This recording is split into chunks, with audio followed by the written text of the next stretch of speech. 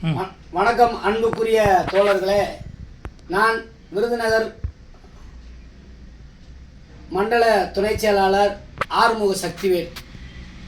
அன்புக்குரிய தோழர்களே, விருதுநகரில் எத்தனையோ பெரிய பெரிய ஜாம்பவான்கள் கிங் மேக்கர்கள் குறிப்பிட்டு சொல்லப்போனால் பெருந்தலைவர் காமராஜர், தமிழ்நாடும் பெரும் பேர் சூட்டக்கூடிய சங்கரலிங்கனார் பிறந்த ஊர் விருதுநகர் தலைநகர் மாவட்டம். விருதுநகர் மாவட்டத்தின் தலைநகரம். ஆனால் அந்த தலைநகரத்தில் நிரந்தரமான பஸ் வசதிகள் கிடையாது. நான் 2 தினங்களுக்கு முன்பாக கோயம்புத்தூர் செல்ல வேண்டும் என்று, பஸ்ஸில் எப்படியாவது செல்ல வேண்டும் என்று 3 மணியில் இருந்து காலை 6 மணி வரைக்கும் பஸ்ஸில் செல்ல வாய்ப்பே கிடைக்கவில்லை. காரணம், புது பஸ் ஸ்டாண்டில் நின்றோம், 1 மணி நேரமாக பஸ் வரவில்லை. அதற்கு பின்பு பழைய பஸ் ஸ்டாண்டுக்கு 4:10க்கு வண்டி வரும் என்று சொன்னார்கள், அங்கேயும் வரவில்லை.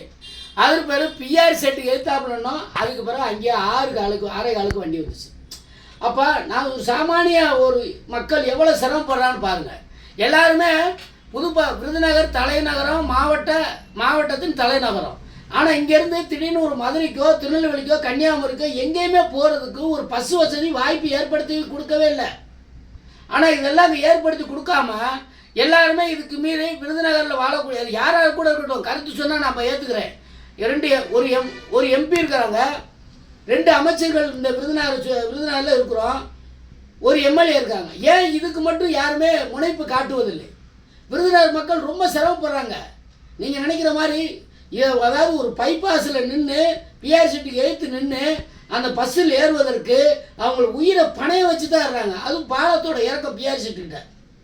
அப்போ விருதுநகருக்கு ஒரு நிலையான பஸ் நிலையம் எத்தனையோ இன்றைய தமிழக முதல்வர் புதிதாக திட்டத்தை அறிவித்து இன்றைய தினம் 234 தொகுதியில் நாம் வென்றெடுப்போம் என்பது அது மாற்று கருத்தே கிடையாது. எங்கள் எழுச்சி தமிழர் அவர்களுடைய அறிவுறுத்தலின்படி நாங்கள் சரியாக பயணிக்க இருக்கிறோம். கண்டிப்பாக வாக்கு வாங்கி கொடுத்து நாம் வெற்றி பெறுவோம். இருந்தாலும் கூட கிட்டத்தட்ட இந்த விருதுநகர் தலைநகரத்தில் ஒரு பஸ் வசதி, நிலையான பஸ் வசதி கிடையாது. இதே இது இப்போ பஸ் வசதியை பற்றி நாம் போராட்ட களத்தில் இறங்க வேண்டும். திங்கட்கிழமை கண்டிப்பான முறையில் மாவட்ட ஆட்சியரை சந்தித்தாலும் அதுக்கு பிறகு என்ன செய்கிறாங்க, புதுசாக கிளம்பி வர்றாங்க.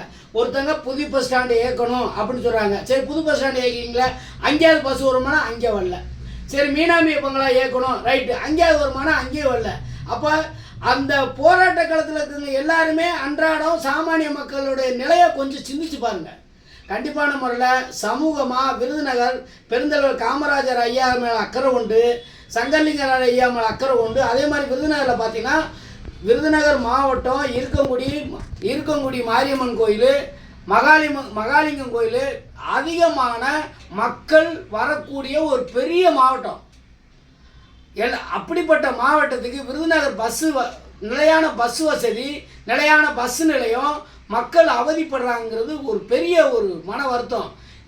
ஆகவே மாண்புமிகு தளபதியார் அவர்களுக்கு இந்த விஷயத்தை கவனம் கொண்டு போய் விருதுநகருக்கு நிலையான ஒரு பஸ் நிறுத்தம் கொண்டு வர வாய்ப்பு ஏற்படுத்துறதுக்கு அனைத்து சமூக ஆர்வலர்களும் ஒன்றிணைந்து என்னுடைய தொலைபேசியில் தொடர்பு கொள்ளுங்கள். நம்ம எல்லாம் ஒன்றிணைவோம். இதில் யார் செஞ்சாலும் ஒன்றும் இல்லை, இவன் செய்யக்கூடாது அவன் செய்யக்கூடாது, தன்னுடைய கௌரவத்தை நாங்கள் காப்பாற்றுறதுக்கோ விளம்பரத்துக்கோ அந்த பதிவுபடலை. அன்புக்குரிய தோழர்களே, கண்டிப்பான முறையில் என் செல் நம்பரை போடுறேன். நம்மளாம் ஒன்றிணைஞ்சு ஆர்கனைஸ் பண்ணி விருதுநகர் மக்களின் நிலையை பாதுகாக்க நிலையான பஸ் நிலையம் கொண்டு வர ஏற்பாடு செய்ய வேண்டும் என்பதை நான் இந்த வீடியோ மூலம் வெளிப்படுத்திக் கொள்கிறேன். நன்றி, வணக்கம்.